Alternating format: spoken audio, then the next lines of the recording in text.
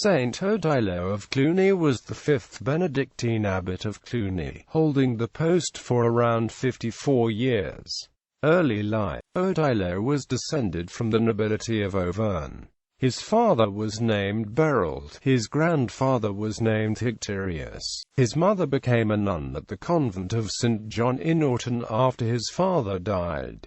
He had 8 brothers and 2 sisters. One of his sisters married and the other became an abbess. When he was a child, he was partly paralyzed and he had to be carried by his family servants on a stretcher. One day while the family was traveling, they came to a church and they left Odilo with the luggage at the church door. The door was open and little Odilo felt God was calling him to crawl to the altar.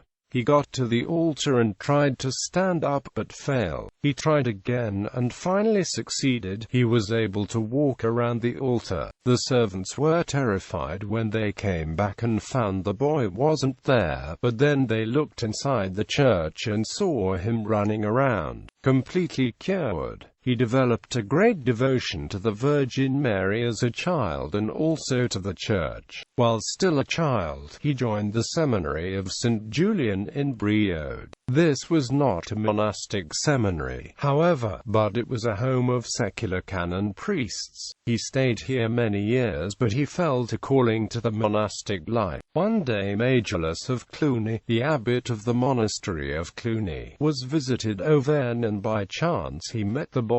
Odilo was very impressed with him and Odilo decided to join him as a monk at Cluny. In 990, it is recorded that his family gave a gift of property to the Monastery of Cluny, which was a common practice at the time, as many people gave the wealth to monasteries, thus making the monastery grow wealthy, in order to get the monasteries to pray for them. In 991 he entered Cluny and before the end of his year of probation, he was made coadjutor to Abbot Mayul. Abbot Odilo felt like his death was coming near and named him as his successor, because he loved this monk so much. The other monks unanimously ratified this and elected him as abbot.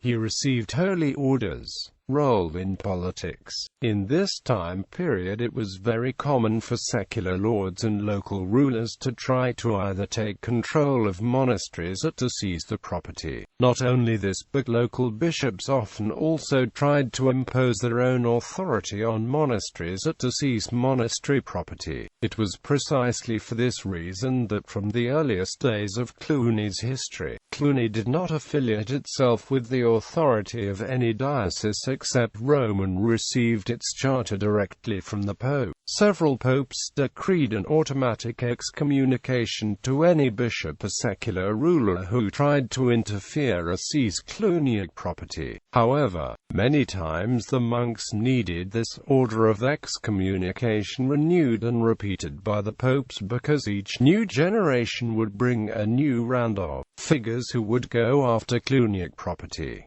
All of the abbots of Cluny in this period had to deal with this problem, and Odilo was no exception. He attended the Synod of Anse in 994 for this reason and successfully got the bishops present at the synod to make a statement excommunicating anyone who attacked Cluniac property. In 999, Pope Gregory V granted Cluny a new charter to renew papal protection over the monastery and all of its dependent lands. Another such charter during Odilo's abbacy was given in 1027 by John XIX.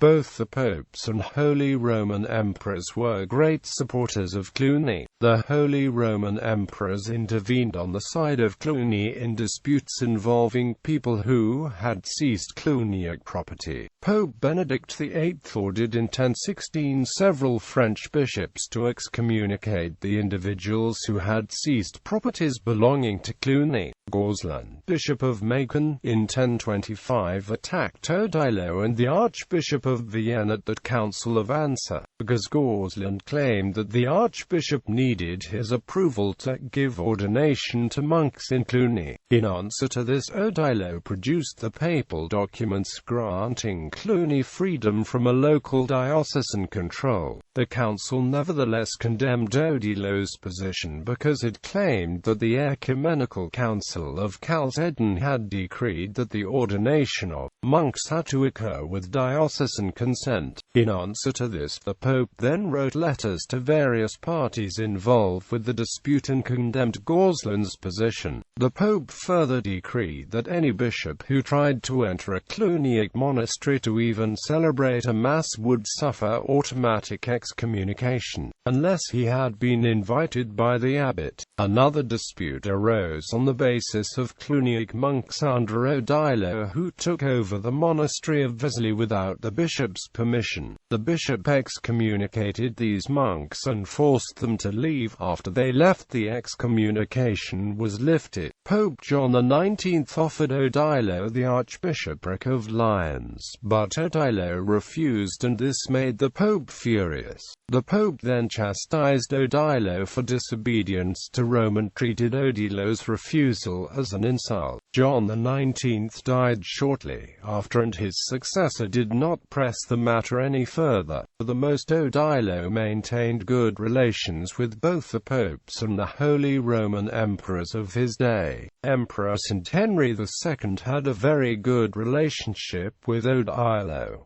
Henry and his successor Conrad II frequently praised Odilo for his holiness. From 998 he gained influence with the Emperor Otto III. He was on terms of intimacy with Emperor Henry II when the latter, on political grounds, sought to impair the spiritual independence of the German monasteries. In Germany, the Cluny policy had no permanent success, as the monks there were more inclined to individualism. Between 1027 and 1046 the relations between the Cluniac monks and the emperor remained unchanged. In 1046 Odilo was present at the coronation of Henry III in Rome.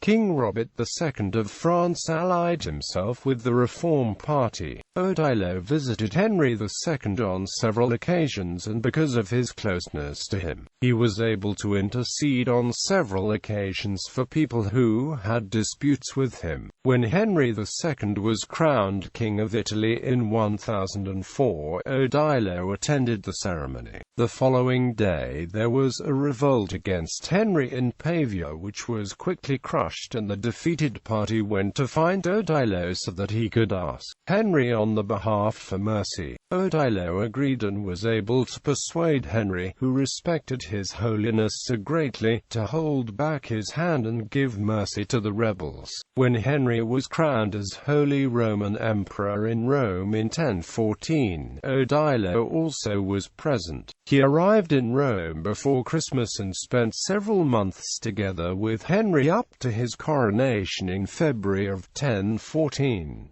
The Pope presented Henry with the gift of a golden apple with a cross on it, representing his empire. Henry later sent this gift to Cluny.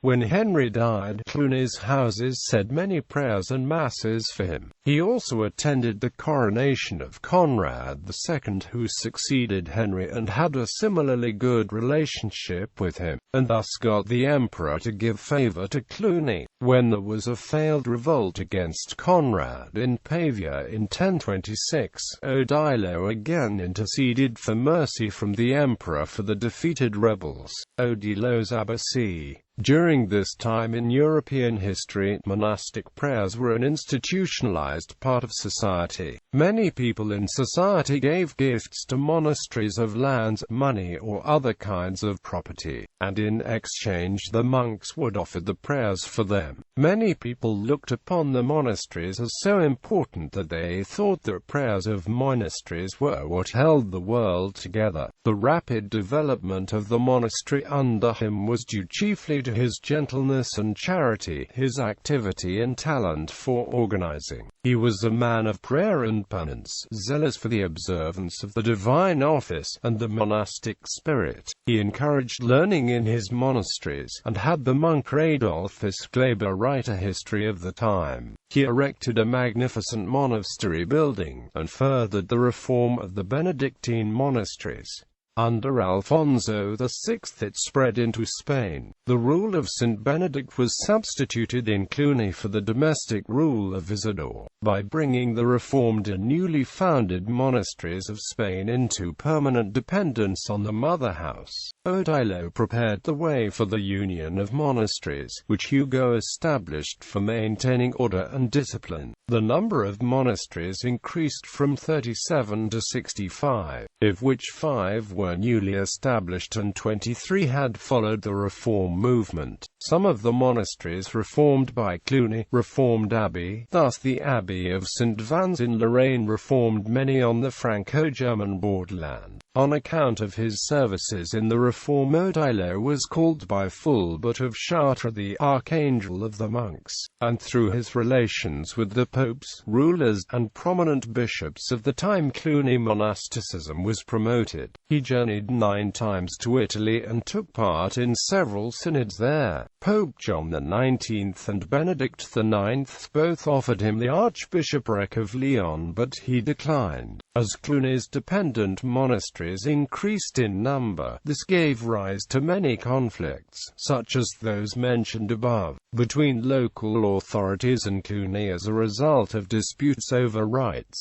The greatest attacks against Cluny during Odilo's abbacy were the one from the Council of Ansa mentioned above, and a public satire launched by Aldebero of Reims. Aldebero gave voice to many people who held the Cluniac monks in little respect, and he wrote a satire about Cluny and Odilo that was addressed to King Robert of France. Odilo and his confreres interested themselves in the church reform which began about that time. They followed no definite ecclesiastico-political program, but directed their attacks principally against individual offences such as simony, marriage of the clergy, and the uncanonical marriage of the laity. The Holy See could depend above all on the religious of Cluny when it sought to raise itself from its humiliating position and undertook the reform of the Church during the great famines of that time. He also exercised his active charity and saved thousands from death.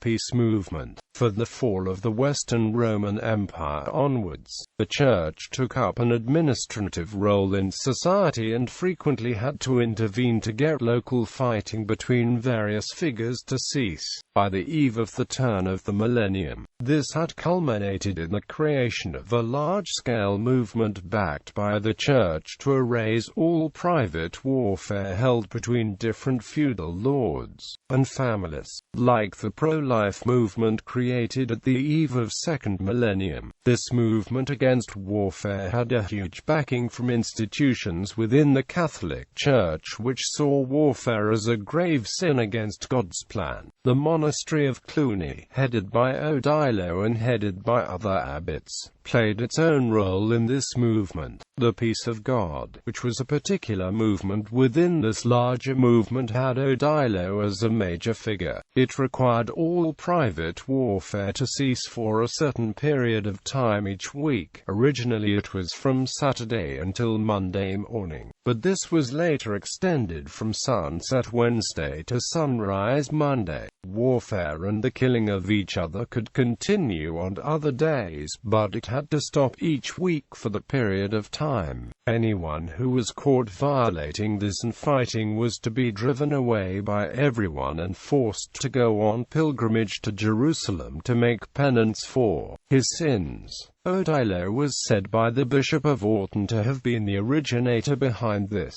All Souls' Day. It is not known for certain how it was that Cluny came up with the idea of All Souls' Day, but it was during Odilo's time that all Cluniac monasteries were made to keep November 2nd as All Souls' Day, and the rest of the Western Church adopted it from Cluny. One story holds that there was a monk from Rodez, a native of Aquitaine, who went on pilgrimage to Jerusalem, and when he returned, his boat was blown astray and he landed on the mysterious island between Greece and Sicily that had great bonfires lit on it. There was a hermit on the island who met this monk on the ship that went astray and told him that there was a message he needed to bring back to Cluny. He said that in these bonfires bonfires there were the souls of dead sinners being tortured continuously by demons, and that the prayers of people, especially Odilo and his monks, was succeeding in freeing these souls from the fires so that they could go to heaven. He then said that Odilo and his monks needed to increase the prayers so that more souls could escape. When the monk then left the island and came back to France, he told this to Cluny, and the monks who heard it increased the prayers so much, and Odilo decided that a special day needed to be set aside for it in the calendar, and he chose November 2nd as the day after All Saints' Day and commanded all Cluniac monks to then keep it. He established All Souls' Day in Cluny and its monasteries, probably not in 998 but after 1030, and it was soon adopted in the whole Western Church.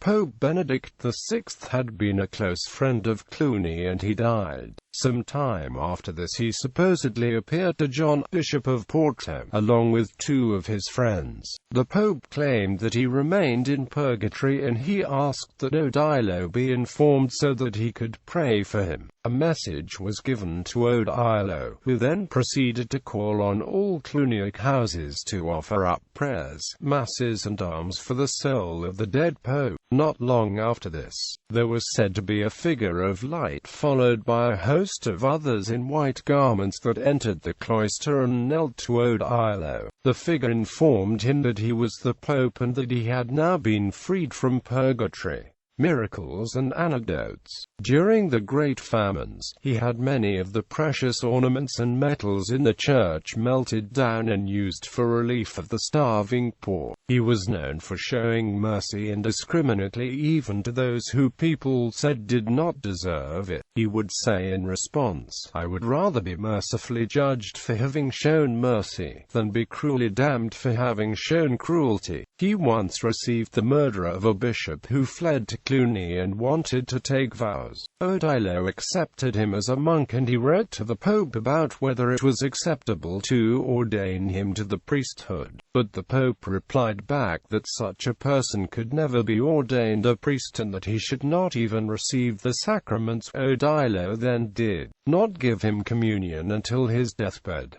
Although he was an abbot, he would kiss the feet of monks of lower rank than him. He wore a hair shirt under his garments. Thieves who stole his property, he forgave and did not have them punished. Many miracles were attributed to him. Many of the miracles he did related to miracles, things like increases in food or wine. One time as Lent was coming to a close, Oddo was staying at a monastery near St. Denis. The feast of Easter was coming near. The monks did not have any fish to eat to mark the feast. The rivers did not yield fish, however, and the monks were distraught by this. And one day they called the most skilled fishers among them and told them to go down to the Seine and throw the nets in while calling on the name of Christ while invoking the merits of Odilo. They did so, and they caught a huge fish of a kind that he had never been seen there before. He changed water into wine. He made empty bottles of wine miraculously fill up again. He miraculously divided a fish to feed more than it could normally feed. He walked on water and ordered his servants to follow him, and they did without falling in. He healed the sick with touch and making the sign of the cross.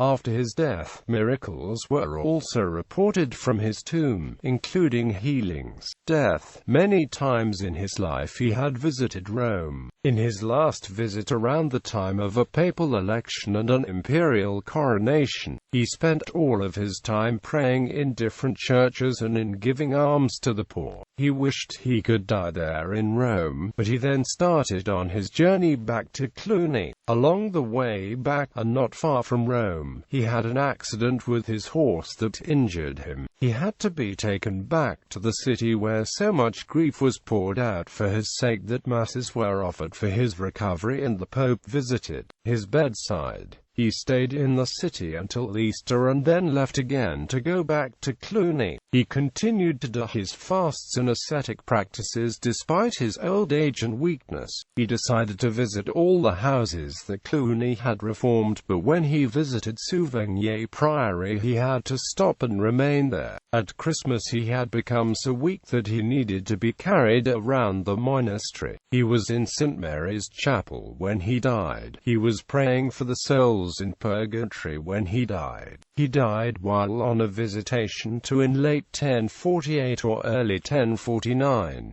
On the night of Odilo's funeral, a monk named Gregorianus saw him. This monk had come a long distance to come to Odilo's funeral. When the monk saw the dead abbot's spirit, he said to him, "How goes it with the master?" To which the spirit of Odilo replied, "Very well, O brother. Christ himself deigned to come and meet his servant. In the hour of my death he pointed out to me a fierce and terrible figure which, standing in a corner, would have terrified me by its huge monstrosity had not its malignancy been annulled by his presence."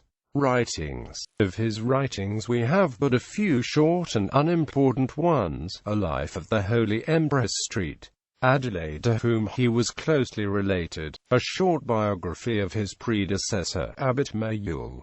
Sermons on feasts of the ecclesiastical year. Some hymns and prayers. A few letters from his extensive correspondence. Veneration. He was buried in Souvigny Priory, where he died, and was soon venerated as a saint. In 1063, Peter Damian undertook the process of his canonization, and wrote a short life, an abstract from the work of Jot Saul, one of Odilo's monks who accompanied him on his travels. In 1793, his relics, together with those of the previous Abbot Mayule, were burned by French revolutionaries on the altar of the fatherland. The feast of St. Odilo was formerly the 2nd of January in Cluny. Now it is celebrated on the 19th of January, and in Switzerland on the 6th of February. Elsewhere it is on the 11th of May. Attribution. This article incorporates text from a publication now in the public domain. Herbermann, Charles, ed. St. Odilo. Catholic Encyclopedia. New York. Robert Appleton.